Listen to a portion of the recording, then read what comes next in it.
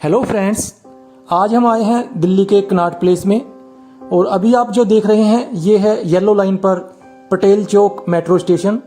यहाँ से गुरुद्वारा बंगला साहिब के लिए फ्री ऑटो सेवा उपलब्ध है।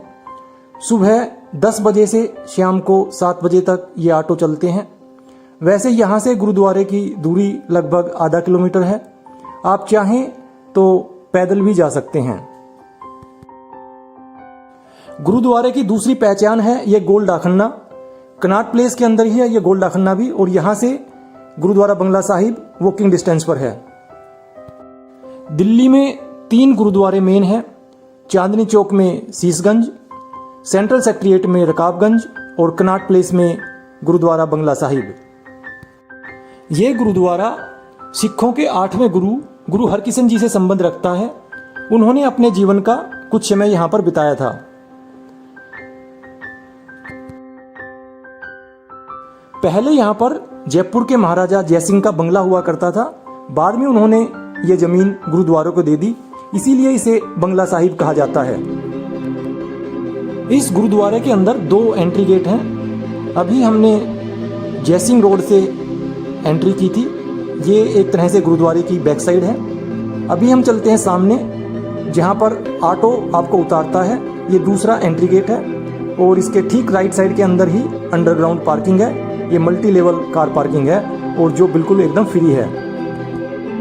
यहाँ पर छोटी छोटी कई दुकानें हैं जहाँ से आप कुछ सोवेनियर परचेज कर सकते हैं, या आपके पास रुमाल नहीं है तो रुमाल यहाँ से परचेज कर सकते हैं। जब आप गुरुद्वारे में एंटर करेंगे तो आपको रुमाल की ज़रूरत पड़ेगी, क्योंकि जब भी गुरुद्वारे में प्रवेश करते हैं तो हम अपना सर ढककर ही प्रवेश करते हैं।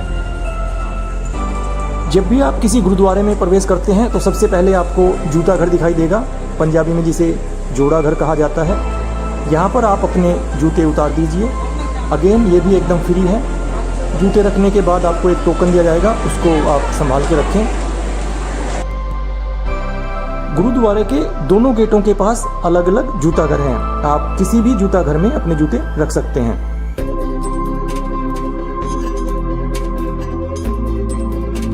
मेन बिल्डिंग के ठीक सामने ये एक बहुत ही भव्य, बहुत ही विशाल सफेद संगमरमर का एक गेट बनाया गया है, जिस पर काफी नक्काशी की गई है।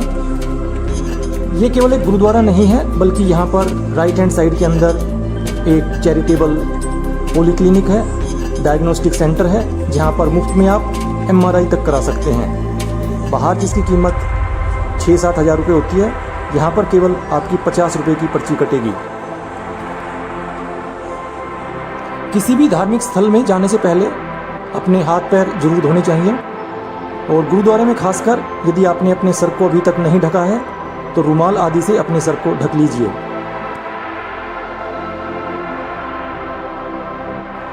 गुरुद्वारे के अंदर किसी तरह का प्रसाद या भोग वगैरह नहीं लगाया जाता। यदि आप प्रसाद लेते हैं तो आपको उसे हाथ में ही रखना पड़ेगा।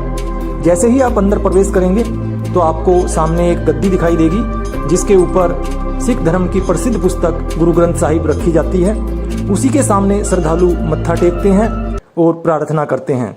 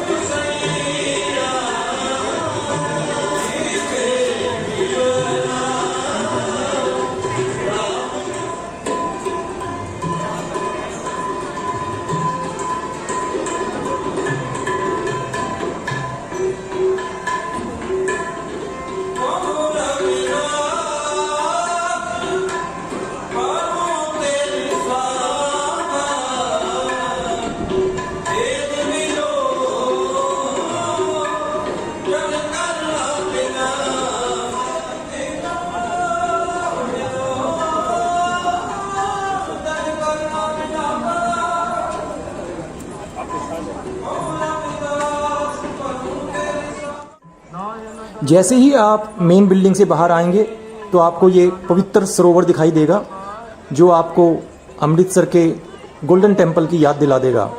और एक चीज़ जो आपको यहाँ पर आकर्षित करेगी वो है यहाँ की सफाई व्यवस्था। प्रतिदिन हजारों श्रद्धालु यहाँ पर आते हैं। उसके बावजूद यहाँ पर इतनी सफाई मेंटेन की गई है कि आप इसकी तारीफ़ किए बिना नहीं रह सकेंगे। यदि आप शाम के समय यहाँ पर आते हैं तो सूर्यास्त का नज़ारा भी यहाँ से बहुत ही सुंदर देखा जा सकता है।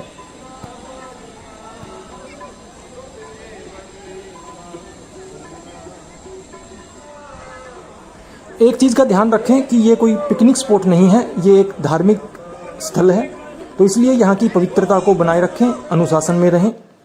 जो श्रद्धालु दूर से आते हैं वो पहले इस पवित्र सरोवर के अंदर स्नान करते हैं और उसके बाद दर्शन के लिए जाते हैं।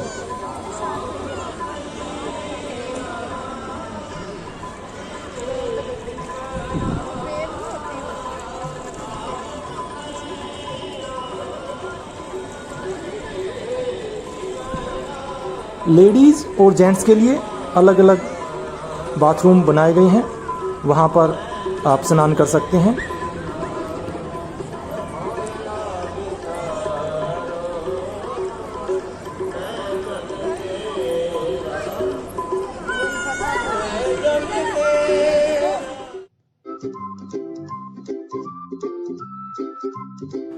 सरोवर के साथ साथ एक वरांडा बनाया गया है जिसमें दूर दूर से आने वाले श्रद्धालु बैठकर कुछ देर विश्राम कर सकते हैं और उसके बाद स्नान आदि करते हैं।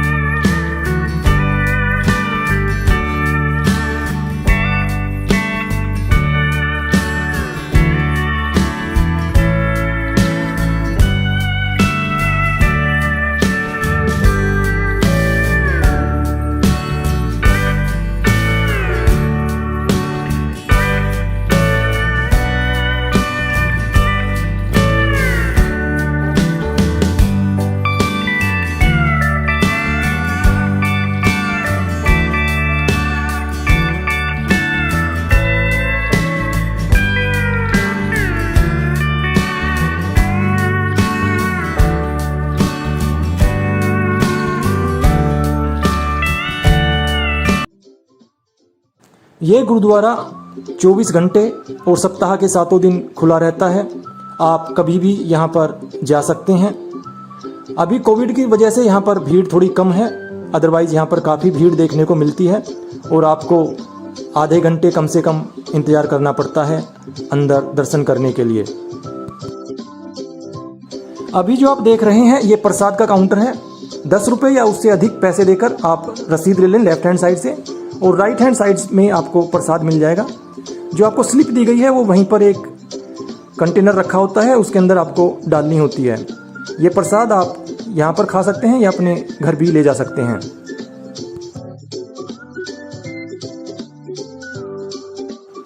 इस गुरुद्वारे के अंदर एक म्यूजियम भी है और बाकी गुरुद्वारों की तरह यहाँ पर भी पूरे दिन लंगर चलता रहता है। तो आइए अब चलते हैं लंगर हॉल के अंदर, जहाँ पर सभी लोगों को मुफ्त में भोजन खिलाया जाता है। चाहे आप किसी भी धर्म या किसी भी जाति से संबंध रखते हैं, आप गुरुद्वारे के अंदर जा सकते हैं और यहाँ पर भोजन रूपी प्रसाद ग्रहण कर सकते हैं। जितने भी जो लोग यहाँ पर काम कर रहे हैं ज़्यादातर वो वॉलंटियर होते हैं, अपनी मर्जी से यहाँ पर वो आते हैं और कार सेवा करते हैं। सुबह 11 बजे से लेकर रात के 11 बजे तक लंगर चलता रहता है। केवल शाम को 4 बजे 3 या 4 घंटे के लिए केवल लंगर रोका जाता है, अदरवाइज डेली ये लंगर चलता रहता है। ज़्यादातर सभी मशीनें किचन के अंदर ऑटोमेटिक हैं, चाहे वो आलू छीलने की मशीन हो या चावल उबालने की या फिर आटा गूंथने की। भोजन के अंदर दाल, रोटी और खीर सर्व की जाती है। जो श्रद्धालु दूर दूर से आते हैं उनके ठहरने की भी यहाँ पर व्यवस्था है और ये रूम्स अवेलेबल हैं।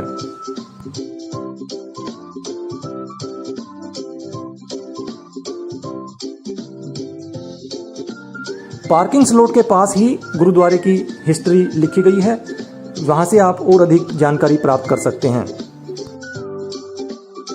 गुरुद्वारे के ठीक बैक साइड के अंदर कालीबाड़ी रोड है। यदि इस रोड पर आप सीधा चलेंगे तो लगभग 1.5 किलोमीटर के बाद एक बहुत ही सुंदर मंदिर आता है, लक्ष्मी नारायण टेम्पल, जिसको बिरला मंदिर भी कहा जाता है। इस मंदिर का निर्माण 1939 में प्रसिद्ध उद्योगपति बिरला ने किया था, इसीलिए इसे बिरला टेम्पल कहा जाता है। हालांकि फ़िलहाल कोविड की वजह से ये टेम्पल बंद है, लेकिन आप बाहर से इस मंदिर को देख सकते हैं। बहुत ही सुंदर मंदिर है। इस मंदिर का उद्घाटन महात्मा गांधी ने किया था।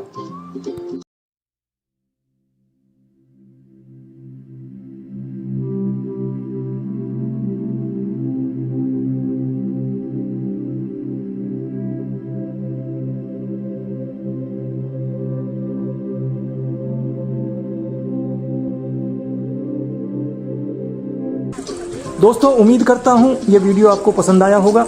यदि वीडियो पसंद आया हो तो इसे लाइक करें और चैनल सब्सक्राइब नहीं किया है तो चैनल को सब्सक्राइब करें। Thank you friends, thanks for watching.